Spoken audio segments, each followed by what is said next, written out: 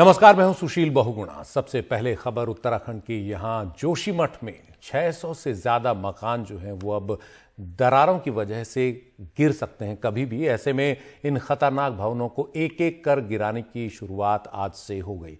कई मंदिर, भवन, व्यावसायिक प्रतिष्ठान, इनमें दरार आई है और अब यहां से लोगों को हटाया जाना शुरू हो गया है। जो ज़्यादा खतरनाक है वहां से लोग हटा दिए गए हैं। आज जो कार्रवाई शुरू हुई वो 2 होटलों से शुरू हुई है और इन 2 होटलों में एक तरीके से इतनी ज़्यादा इनके नीचे दरार आ गई थी कि ये दोनों टेढ़े हो गए थे और एक दूसरे पर आश्रित थे, जिसके बाद अब एक एक कर इन्हें गिराया जा रहा है। लेकिन इसके लिए बुलडोज़र की सहायता नहीं ली जा रही है, ना ही धमाकों की। इन्हें अब हथौड़ी की मदद से ये लोगों को लगाकर एक एक कर गिराया जा रहा है ताकि आसपास के अन्य भवनों पर असर न पड़े। तो सबसे पहले मलारी इन होटल को गिराया जाएगा, इसके बाद इसके साथ लगे माउंट व्यू होटल को गिराने की तैयारी है। होटल की ओर जाने वाले रास्ते को बंद किया गया है, एहतियातन बिजली काट दी गई है। 678 घर हैं और 2 होटल जिन्हें खाली कराया गया है क्योंकि इनमें दरारें आ गई हैं। जोशीमठ में करीब 4600 मकान हैं और इनमें लगभग अब 700 के करीब मकानों में दरार आ चुकी है। हर रोज़ किसी एक मकान में दरार आ रही है और जो पुराने मकान हैं जिनमें पहले दरार आ चुकी है उनकी दरारें बड़ी हो रही हैं। 4000 लोगों को बताया गया है कि सुरक्षित जगहों पर प्रशासन ने अभी तक पहुंचाया है। स्थानीय प्रशासन, एसडीआरएफ और एनडीआरएफ की टीमें तैनात हैं इस इलाके में। आसपास के गांवों का भी सर्वे किया जा रहा है कि वहां कोई भवन असुरक्षित तो नहीं है। शुरुआती रिपोर्ट के मुताबिक जोशीमठ के 20 से 30% हिस्सों में ही अभी दरारें दिख रही हैं जो ज्यादा खतरनाक हैं।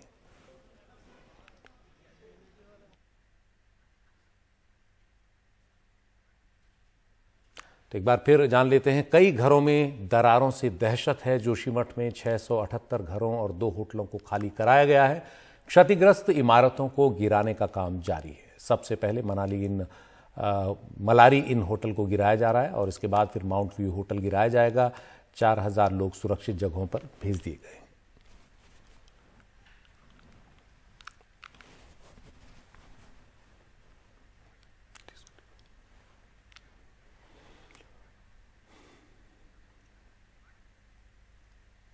जोशीमठ में जो ताज़ा हालात हैं, जिस तरह वहाँ मकानों में दरारें आई हैं, सड़कों, खेतों में दरारें आई हैं, वो अपने आप में एक बड़ी चिंता की बात है।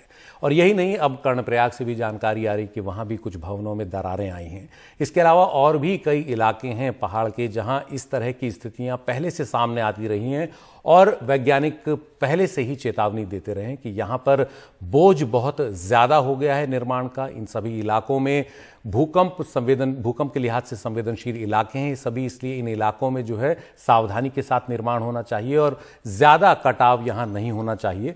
ये पूरा का पूरा एक जो बेल्ट है हिमालय की, ये पूरी बहुत ज़्यादा संवेदनशील है, जोन 5 में आती है और यहाँ कभी भी कोई बड़ा भूकंप आने की आशंका हमेशा बनी रहती है। सेंट्रल साइज्मिक गैप्स को बोलते हैं, जहां पिछले 400-500 साल में बड़ा भूकंप नहीं आया। यहां जमीन के नीचे कई दरारें हैं, जैसे मेन सेंट्रल थ्रस्ट इस पूरे इलाके के नीचे से गुजरती है, जो जमीन के अंदर एक बहुत बड़ा भ्रंश है। तो इन्हीं सब मुद्दों पर बात करने के लिए हमारे साथ 2 खास मेहमान हैं। हमारे साथ हैं भूकंप वैज्ञानिक और चीफ साइंटिस्ट NGRI हैदराबाद के डॉक्टर विनीत गहलोत, और इसके अलावा हमारे साथ हैं जाने माने आर्किटेक्ट कृष्णा कुड़ियाल, जो पारंपरिक निर्माण का जो पारंपरिक वास्तुशिल्प है पहाड़ में, उस पर काम करते हैं कि कैसे पारंपरिक वास्तुशिल्प से भवनों को बनाया जाना चाहिए पर्वतीय इलाकों में। तो सबसे पहले गहलोत साहब, आपसे मेरा सवाल कि ये जो पूरा इलाका है जहां जोशीमठ भी आता है, जहां और भी कई इलाके जिनकी हम बात कर रहे हैं जहां स्थितियां आगे खराब हो सकती हैं,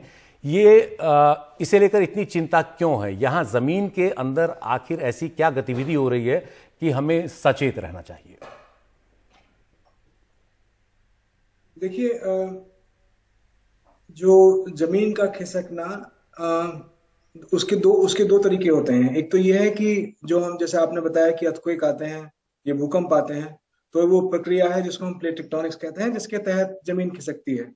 वो एक बहुत ही नॉर्मल तो नहीं कहूंगा, क्योंकि नॉर्मल अगर कहता तो उसकी वजह से अर्थक्वेक नहीं आते, लेकिन वो ऐसी प्रक्रिया है जिसकी वजह से अर्थक्वेक आते हैं। और वो उसके बारे में मालूम है कि कौन सी जमीन कहाँ खिसक रही है। लेकिन उसके अलावा एक और जो चीज है जिसको कि हम स्लोप डिस्टेबलाइजेशन कहते हैं, यानी कि जो पहाड़ हैं उनके जो स्लोप्स हैं वो डिस्टेबलाइज होते हैं। अगर वो बहुत ज्यादा डिस्टेबलाइज हो तो तब लैंडस्लाइड आती है। लेकिन ऐसे बहुत सारे स्लोप हैं जो कि धीरे धीरे करके खिसकते रहते हैं, कभी रुक जाते हैं, कभी चल जाते हैं। उसकी कई अपने एक वैज्ञानिक कारण हैं जिसकी वजह से वो स्लोप जो है वो डिस्टेबलाइज होते हैं, जिसकी वजह से स्लोप जो है वो मूव करते हैं। अ, अफसोस ये है कि कुछ ऐसे जगह हैं जहाँ पे कि ये जोशीमठ जैसी शहर या गांव बसे हुए हैं, तो वहां पे जब इस तरह की हरकत कोई घटना होती है तब हम लोगों को परेशानी होती है। लोग लेकिन ये विनीत जी, मैं अगर कहूं कि आम आदमी कैसे समझे ये पूरा इलाका नीचे इतना अस्थिर क्यों है? अगर हम पहले नीचे जमीन के अंदर की गतिविधियों की बात करें, यहां पर इस तरह का निर्माण है, लेकिन नीचे आखिर में क्या हो रहा है, ये अगर आप सरल भाषा में लोगों को समझा पाए। देखिए, ये जो प्रक्रिया है इसमें प्लेट टेक्टोनिक्स का कोई रोल नहीं है। इसमें जो जो जो जगह खिसक रही है, या उसका जो जहां जिस जगह से खिसक रही है, वो कोई जरूरी नहीं कि बहुत डीप हो। वो हो सकता है 3 मीटर, 4 मीटर, 10 मीटर या 20 मीटर की गहराई पे आपको वो जगह मिल सकती है। इसका मतलब ये है कि जो नीचे जो डीप प्रोसेसेस हैं अर्थक्वेक, जो प्लेट टेक्टोनिक्स के, जिसकी वजह से अर्थक्वेक आते हैं, उससे इसका लेना देना नहीं है। ये तो एकदम ही एक जिसे कहते हैं ना कि भाई बैलेंस वाली बात है कि एक स्लोप है, उस पर कोई चीज भारी चीज रखी है, तो उसके एक स्वाभाविक बात है कि वो नीचे आने की कोशिश करेगी।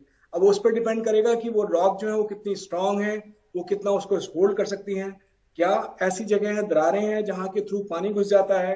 क्या ऐसा है कि हमने उसकी जो जो तलहटी है उसको काट दिया है कि नहीं? जो है, जो हमारी एंथ्रोपोजेनिक एक्टिविटी, जो मैन मेड, जो हमारी ह्यूमन एक्टिविटीज हैं, उसकी वजह से वो डिस्टेबलाइज हो गई है। तो वो ये जो प्रोसेस है ये बहुत ही लोकल लेवल पे होता है और बहुत शैलो प्रोसेस होता है। ये इसमें कोई डीप अर्थ का स्ट्रक्चर, डीप अर्थ के प्रोसेस कोई कोई उसका कोई मायने नहीं होता इसमें। अगर हम भूकंप के लिहाज से सोचें, ये जोन 5 का इलाका है, तो यहाँ पर तो और भी ज़्यादा सावधान रहने की ज़रूरत है। यहाँ इस तरह के जो बेतहाशा निर्माण हैं, अंधाधुंध निर्माण हैं, वो नहीं किए जाने चाहिए। ये भी एक इसका पक्ष है। बिल्कुल सही बात है। जो जिस तरह से निर्माण होता है हमारे गढ़वाल कुमाऊं में या किसी भी पहाड़ी इलाके में, उसका तो कोई ठिकाना नहीं है। और ये स्ट्रक्चर जो देख रहे हैं, ये देखिए आप, ये बहुत पुराना स्ट्रक्चर है जो कि कई सालों से वहां पे विद्यमान है। लेकिन मेन मेन मूलभूत बात यह है कि जो अभी की तारीख में जितने भी स्ट्रक्चर हम लोग मल्टी स्टोरी स्ट्रक्चर बना रहे हैं, उसमें हम लोग बेसिक जो बिल्डिंग कोड है हमारा हिंदुस्तान का, उसको भी फॉलो नहीं करते हैं। आप साइस्मिक जोन 5 की तो बात छोड़ दीजिए, जो नॉर्मल प्रैक्टिसेस हैं वो भी हम लोग वहां पे इम्प्लीमेंट नहीं करते हैं। तो ये एक बहुत बड़ी एक समस्या है। दूसरा, फिर जैसे स्पेशली जोशीमठ वाला इलाका जो है, जहाँ पे कि हमें मालूम है कि वो पूरा जो नीचे वाला पार्ट जो है सिटी का, वो हमें मालूम है कि वो बेसिकली मलबे टाइप की जमीन पे है, वहां पे सॉलिड ग्राउंड नहीं है। तो उस इलाके में इस कदर बेतहाशा कंस्ट्रक्शन करना, बड़ा इरेगुलर तरीके से, विदाउट एनी प्रिकॉशन, तो वो एक मुसीबत की समस्या तो है। और कौन कौन से इलाके हैं जहां आपको लगता है कि आने वाले दिनों में जोशीमठ जैसी स्थितियां पैदा हो सकती हैं, और क्यों? सुशील भाई, जब आपका फोन आया था तो मैंने यही देख रहा था कि हमारे पास आज की तारीख में करीब 150-200 इंस्ट्रूमेंट हैं जो कि ऑल ओवर गढ़वाल कुमाऊं, हिमाचल, लद्दाख और कई जगह लगे हुए हैं। तो मैंने ये देखा कि उनमें से कम अब हम लोग सारे प्रिकॉशन लेते हैं कि हमारी मशीन ऐसी जगह ना लगे जहां पे कि जोशीमठ जैसी हालात हों, क्योंकि हम लोगों को जो मोशन कैप्चर करना होता है वो प्लेट मोशन कैप्चर करना होता है। लेकिन अनफॉर्चुनेटली कभी कभी जो है मशीन जो है जाने अनजाने में ऐसी जगह लगी हुई है जहां पे कि स्लोप फेल कर रहा है। मैं आपको बताऊं, जैसे एग्जाम्पल के लिए फाटा एक जगह है जहां से केदारनाथ के लिए हेलीकॉप्टर उड़ते हैं। वहां पे एक मशीन लगी थी हमारी, वहां पे परेशानी हुई हमें, वो स्लोप फेल कर रहा है, वो स्लोप धीरे धीरे नीचे जा रहा है। एक दूसरी जगह थी भटवारी के ऊपर, रैथल गांव है, रैथल में एक लगी हुई थी, वहां पे वो नीचे जा रहा है। एक हिमाचल में, उसमें हिमाचल में जहाँ एक जगह है लारी सुमडो, वो इलाका जो है, लारी में अभी देखा मैंने, तो वो वहां पे भी वो नीचे जा रहा है। तो ऐसी बहुत सारे इलाके हैं पहाड़ी क्षेत्रों में जहाँ पे कि स्लोप नेचुरल तरीके से या ह्यूमन एक्टिविटी की वजह से वो डिस्टेबलाइज हो रहा है। तो ये तो एक झलक मात्र है। और इस झलक में अनफॉर्चुनेट बात यह है कि यहाँ पे एक सिटी है जहाँ पे बहुत सारे लोग रह रहे हैं और जिनकी जान माल को खतरा है, लेकिन ऐसी बहुत सारी जगह है। जी, हमारे साथ जाने माने आर्किटेक्ट और जो पारंपरिक वास्तुशिल्प है उस पर काम करने वाले कृष्ण कुड़ियाल भी हैं। कृष्णा जी, आप काफ़ी काम करते हैं जो पारंपरिक तरीका है पहाड़ में घर बनाने का। क्यों ईंट कंक्रीट के मकान नहीं बनने चाहिए? उसकी जगह पारंपरिक जो टेक्नोलॉजी है, जो विरासत से हम लोगों ने सीखी है, उसका इस्तेमाल होना चाहिए। सबसे पहले तो जो हम अभी नए तरीके से मकान बना भी रहे हैं वो प्रॉपर तरीके से नहीं बन रहे हैं। जैसे कोई इस तरह की जगह है, लूज सॉइल है, राफ्ट फाउंडेशन वगैरह, ये जो बेसिक चीजें हैं ये बिल्कुल भी फॉलो नहीं हो रही हैं। तो वी आर मतलब हम ना तो प्राचीन जो पुराना हमारा जो वास्तुशिल्प है उसको यूज कर रहे हैं और ना नए तरीके को सही ढंग से यूज कर रहे हैं। एक बहुत बड़ा स्किल जो वो है आपका स्किल वर्कमैनशिप है उसमें काफी ज्यादा कमी है, नॉलेज में काफी ज्यादा कमी है। हम जब जो आरसीसी के भी स्ट्रक्चर बना रहे हैं, आप अगर इनकी जो ये बहुत सारे स्ट्रक्चर बनते हैं पहाड़ में, इनकी फाउंडेशंस और ये सब चीजें देखेंगे वो प्रॉपरली डिजाइन बिल्कुल भी नहीं। हमें पारंपरिक उस पर इसलिए जाना चाहिए क्योंकि उसमें उसमें 1000 साल का उसमें अनुभव है और उसके बाद ये चीजें निकल के आई। उसमें हम प्रॉपर फाउंडेशन और प्रॉपर साइट सिलेक्शन और हम स्टेबल जगह पे ही उनको बनाते हैं। और जैसे हम पहाड़ में बोलते हैं कि बैठी हुई जगह, तो कभी भी हम स्लोपिंग लैंड, कोई स्लाइडिंग जोन इस तरह से नहीं बनाते हैं। आप अगर जौनसार और उधर कई पहाड़ के एरिया में जाएंगे, आपको ये लगेगा ये गांव यहाँ पे क्यों बसा है इतने रिमोट, उसमें आप देखेंगे वो land selection, site selection best है। Not only stability, climate wise also, जो धूप है, जो और चीजें हैं। तो हमें पुरानी चीजों के अगर आप देखेंगे तो उसमें कई सारे फैक्टर्स हैं जिसको जो हमारी बिल्डिंग को लॉन्ग लास्टिंग मेंटेनेंस उसमें मिनिमम हो जाती है। आप पत्थर का यूज करते हैं, आप स्लेट का यूज करते हैं, लकड़ी का सीजन लकड़ी का यूज करते हैं, इसकी एक लंबी लाइफ है। सीमेंट सरिया इनकी 100 साल के लगभग की लाइफ है। और तो हमें जो हमारे पहाड़ों में जो बहुत पुराने मकान भी हैं वो आज भी उस तरह से मौजूद हैं। और जो काफी मकान डैमेज हुए हैं वो इस वजह से भी डैमेज हुए हैं कि पुराने जो मकान है कि लोगों ने उनकी मेंटेनेंस नहीं करी और आज लोग उनकी इंपॉर्टेंस समझ रहे हैं और कई जगह अब ये पुराने तरीके अपनाए जा रहे हैं और इस पे काम हो रहा है। तो these are very good for our earthquake resistance. और ये जो कई सारे जो फैक्टर्स हैं, केदारनाथ मंदिर अगर आप देखेंगे तो उसका अपना मास, अपनी वॉल्स इतनी मतलब उसकी फाउंडेशन इतनी मजबूत है कि बाकी वहां पे नए मॉडर्न आरसीसी स्ट्रक्चर सब उसमें बह गए मगर मंदिर को कुछ नहीं हुआ। और केदारनाथ में भी कुछ अच्छी बनी हुई बिल्डिंग्स हैं। एक नेपाल भवन है, वो काफी हद तक उन्होंने ये इसको आपदा के टाइम पे काफी रेजिस्ट किया है। तो हमें पुराने जो हमारी टेक्निक्स है इन पे जाना चाहिए। मटेरियल्स, कुछ ऐसी पॉलिसीज बननी चाहिए जिसमें कि हम लोकल मटेरियल्स को यूज कर पाए। अभी तो जो हमारी जो पॉलिसीज है उसमें हम लोकल मटेरियल्स को डिस्करेज करते हैं। हम किसी भी तरह से उसको यूज करने में हमारे लिए वो उस तरह से होता है। और जो हमारा जो बाइंडिंग मटेरियल था उसकी नॉलेज बिल्कुल अभी मिनिमम, मतलब कोई उसकी वो है ही नहीं। जो दाल के मिक्स करके हम जो बनाते थे और जो हमारी मेसनरी और जो दीवारें उस तरह से होती थी वो अभी नहीं है। तो हमें पुरानी उस पर जाएंगे तो जो हजारों साल का जो अनुभव जो पहाड़ में लोगों ने इवॉल्व किया है, इजाद किया है, वो डेफिनेटली अच्छा रहेगा। जी, और इसके लिए जो जो मटेरियल है वो लोकली अवेलेबल, मतलब स्थानीय तौर पर उपलब्ध हो जाता है या हो जाता था, शायद अब डिस्करेज कर दिया गया क्योंकि ईंट कंक्रीट के साथ तो व्यापार और कारोबार भी आता है। किसी बड़े कारोबारी को उससे फ़ायदा भी होता है और स्थानीय सामान का आप इस्तेमाल करेंगे तो किसी को फ़ायदा होगा नहीं। तो शायद इसलिए भी इन सब चीज़ों को बहुत बढ़ावा नहीं दिया जाता। नहीं, हाँ, यस, ये भी फैक्टर है, पर वो इजीली अवेलेबल है। जो अभी जो मॉडर्न मटेरियल्स हैं वो इजीली अवेलेबल है। जो हमारे पुराने मटेरियल्स थे वो बिल्कुल अगल बगल में मौजूद हैं पर हम उनको यूज नहीं कर सकते। पर अगर हम उनको यूज करेंगे तो जो लोकल इकोनॉमी है, लोकल जो मिशन है, उसके लिए अच्छा रहेगा। पहाड़ के जो पुराने मिस्त्री हैं वो धीरे धीरे खत्म हो गए। आप पहाड़ में देखेंगे पुराने मिस्त्री काफी बहुत अच्छे अनुभव, वो धीरे धीरे खत्म हो गए। अभी थोड़ा सा रिवाइवल उत्तराखंड में हो रहा है और पुराने जो मेसन्स थे अब उनकी आगे पीढ़ी इस काम को टेकअप कर रही है। मगर डेफिनेटली वो काफी बेहतर आर्किटेक्चर था, not only strength and long lasting but also उसकी एस्थेटिक वैल्यू, हमारी एक आइडेंटिटी, आर्किटेक्चरल आइडेंटिटी। तो यस जी, बहुत बहुत शुक्रिया आप दोनों मेहमानों का इस पूरी जानकारी के लिए।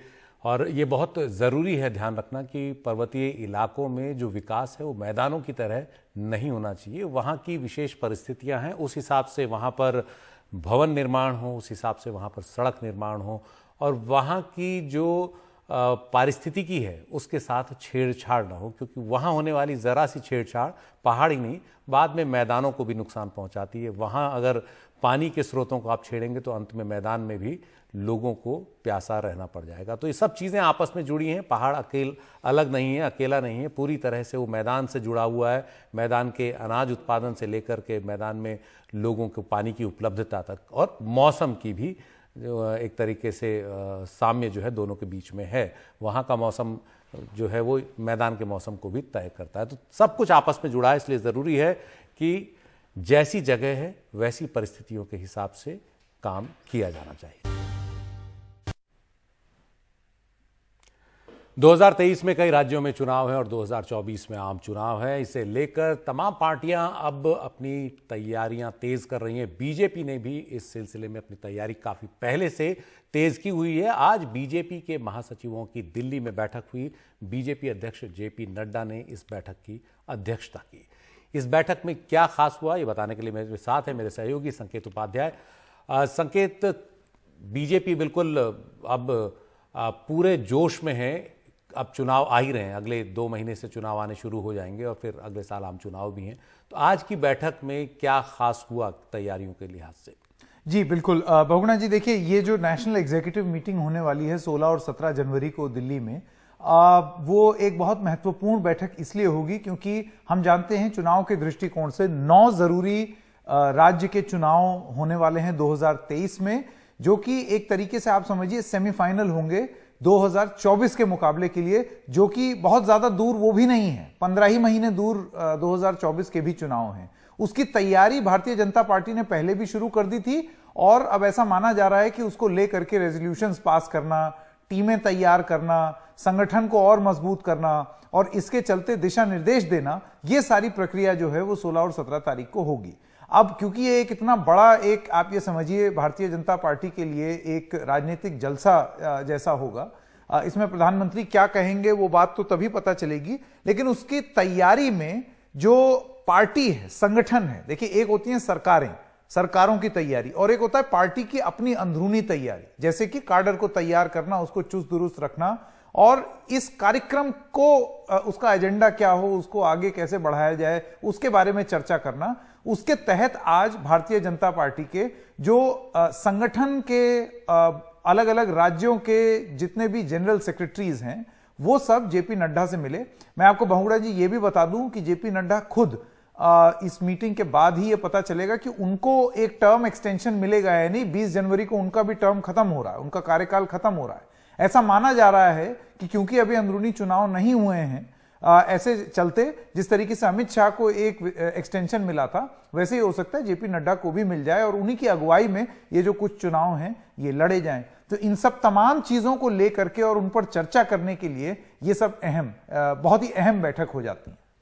और इसके अलावा बीजेपी के तमाम बड़े नेता पहले से ही तैयारियों में लग गए हैं। बीजेपी के वरिष्ठ नेता और गृह मंत्री अमित शाह ने त्रिपुरा से दौरे शुरू कर ही दिए हैं। तो ये भी अब आने वाले दिनों में बीजेपी के बड़े नेताओं के, प्रधानमंत्री और अन्य जो बड़े केंद्रीय मंत्री हैं, उनके दौरे भी अब तेज होंगे क्योंकि चुनाव है मार्च अप्रैल में। बिल्कुल बिल्कुल, आपने एकदम सही कहा, दौरे तेज होने ही होने हैं। ये इस मीटिंग से पहले ही दौरे होने शुरू हो गए थे। मैं आपको ये भी बता दूं, जेपी नड्डा भी लगातार घूम रहे थे। वो साउथ गए, वो तमिलनाडु गए, उड़ीसा गए और ये सब बीजेपी के मिशन 350 का हिस्सा है। देखिए बीजेपी ने क्या किया है, उसने ये तय किया है कि अब की बार हमको 350 पार होना है। अब ये कैसे आप हो जाएंगे, 303 पर तो आप पहले से ही बैठे हुए हैं। तो उसके लिए उन्होंने 160 सीटें चिन्हित की। इसमें से 140 वो सीटें हैं जो कि बीजेपी 2024 में हारी थी और 20 ऐसी सीटें जहां पर वो बहुत ही जरा से मार्जिन से जीती थी। इन्हीं सब चीजों को चलते और वहां पर उन सीटों को हार को जीत में तब्दील करने की जो रणनीति है उसको पूरा करने के लिए और राज्यसभा के जो चुनाव हैं, माफ कीजिएगा, विधानसभा के जो चुनाव हैं, उनमें भी अपना बहुत मजबूती से, प्रखर रूप से अपना प्रदर्शन देने के लिए ये सारी बैठकें चल रही हैं। कितना कर पाएंगे, कितना सफल होंगे, ये नहीं मालूम है, क्योंकि अब देखिए, अगर आप साउथ की बात कर लें, वहां तमिलनाडु में इस बार चुनाव नहीं है, लेकिन लगातार भारतीय जनता पार्टी का ध्यान वहां पर है। जेपी नड्डा का वहां बार बार जाना, वहां पर कोयम्बटूर क्षेत्र में खास तौर से थोड़ा सा ज्यादा रैलीज करना। बीजेपी का यह मानना है कि ये सारी वो जगहें जहां हम बिल्कुल ये माना जाता था, पूर्वोत्तर आप देख लीजिए, 2017 या 18 में जब पूर्वोत्तर राज्यों में जब चुनाव हुए थे, तो ऐसा किसी ने नहीं समझा था या माना था कि यहां पर कैसे बीजेपी जीतेगी, लेकिन बहुत ऐसी जगहों पर बीजेपी ने गढ़ तोड़ करके अपनी सरकारें बनाई। तो वही रणनीति को आगे ले जाने के लिए और नए गढ़ जो तोड़ करके बनाए हैं उनको बरकरार रखने की रणनीति है ये। जी शुक्रिया संकेत, विस्तार से पूरी जानकारी देने के लिए। तो बीजेपी की तैयारियां दिख रही हैं जमीन पर भी और दिल्ली में भी। बाकी पार्टियां भी अब इसी तरह से अपनी तैयारियों को अंतिम रूप दे रही होंगी। कांग्रेस की भारत जोड़ो यात्रा चल ही रही है। उसके बाद कांग्रेस के तमाम बड़े नेता कह चुके हैं कि कांग्रेस को जमीन पर दिखना होगा तमाम राज्यों में अगर बीजेपी से मुकाबला करना है, और यह भी देखना है कि क्या तमाम पार्टियां बीजेपी के खिलाफ एकजुट होकर सामने आ पाएंगी। तो ये सब भविष्य के गर्भ में है। वक्त है एक ब्रेक का। नए साल की रात पर दिल्ली के कंझावला इलाके में कार के नीचे 13 किलोमीटर तक घिसटते हुए जान देने वाली एक लड़की अंजलि का मामला अब भी सुर्खियों में है। स्थानीय लोग इस मामले में अब भी प्रदर्शन कर रहे हैं, आरोपियों को सख्त सजा देने की मांग कर रहे हैं। सुल्तानपुरी थाने के बाहर अंजलि के परिवार के लोगों के साथ काफी संख्या में स्थानीय लोग प्रदर्शन कर रहे थे। कल भी अंजलि के घर वालों की मांग है कि आरोपियों पर हत्या की धारा 302 भी जोड़ी जाए और इस घटना की सीबीआई जांच कराई जाए। इस मामले में लगातार कई सीसीटीवी फुटेज आए हैं जिनसे कई नए खुलासे हुए हैं। इससे पहले कल पुलिस ने कोर्ट में बताया था कि आरोपियों को हादसे के 2 मिनट बाद ही पता चल गया था कि उनकी कार के नीचे एक लड़की फंसी हुई है। उन्होंने कार रोककर नीचे उतरकर देखा भी था, लेकिन फिर भी वो गाड़ी चलाते रहे, भगाते रहे ताकि वो किसी तरह गाड़ी से अलग हो जाए और पुलिस की नजरों में उनकी गाड़ी न आए। अंजलि का परिवार कल से सुल्तानपुरी थाने के बाहर धरने पर बैठा है। कुछ उनकी मांगे थी। क्या बात हुई डीसीपी से? आप अभी डीसीपी से मिलकर आए हैं यहाँ के, क्या कुछ बात हुई? क्या आपकी मांगे मानी उन्होंने? डीसीपी साहब ने कहा है कि इन्वेस्टिगेशन पूरी दिल से हम कर रहे हैं। हमारी इतनी टीम लगी हुई है, 18 कम से कम 200-250 बंदे लगे हुए हैं आपके केस में। अगर हम छानबीन नहीं करते तो ये एविडेंस भी नहीं इकट्ठे होते, 304 भी नहीं लगाई जाती, धारा वो लगती बेलेबल। हमने ऐसी धारा लगाई है कि मुजरिम बाहर भी ना जा सके। 6 जने इन्वॉल्व हैं। एक जने की जो जमानत हुई है वो इस तौर पे जमानत हुई है, वो उसका लाइसेंस लगाया जा रहा था। दीपक है जो, हम दिल्ली पुलिस से इस टाइम संतुष्ट हैं। डीसीपी साहब ने कहा है आपको जो भी डाउट लगता है, अगर केस में थोड़ी भी डील है तो आप जब मर्जी आके थाने में आके पूछ सकते हैं, डायरेक्टली मुझसे भी मिल सकते हैं। आपकी 2 मांगे थी। पहली मांग थी 302 लगे और दूसरा सीबीआई जांच करे। इन दोनों पर क्या कहा सर? उन्होंने कहा है 302 पे ही ये मतलब लगाए 304 है। जी हम बताइए। डायरेक्ट 302 लगाते हैं तो उसका एविडेंस देना पड़ेगा। हम डायरेक्ट भी 302 नहीं लगा सकते। अच्छा, और दूसरी बात है कि कल से आप धरने पर बैठे हैं, बहुत ठंड बहुत ज्यादा है, तो क्या अब आप संतुष्ट हैं? तो क्या आप धरने से उठ जाएंगे आप लोग? हाँ जी। अच्छा, घर जाएंगे अपने आप? हाँ जी। तो ये है अंजलि के मामा जो बता रहे हैं कि पुलिस की जांच से वो संतुष्ट है और बाहरी दिल्ली के डीसीपी हरेंद्र कुमार सिंह से जो उनकी मुलाकात हुई है उनकी बातचीत से संतुष्ट हैं और अब थाने के बाहर जो कल से बैठे हुए हैं यहाँ से अब घर जाएंगे। नई दिल्ली से मुकेश सिंह सेंगर, एनडीटीवी इंडिया।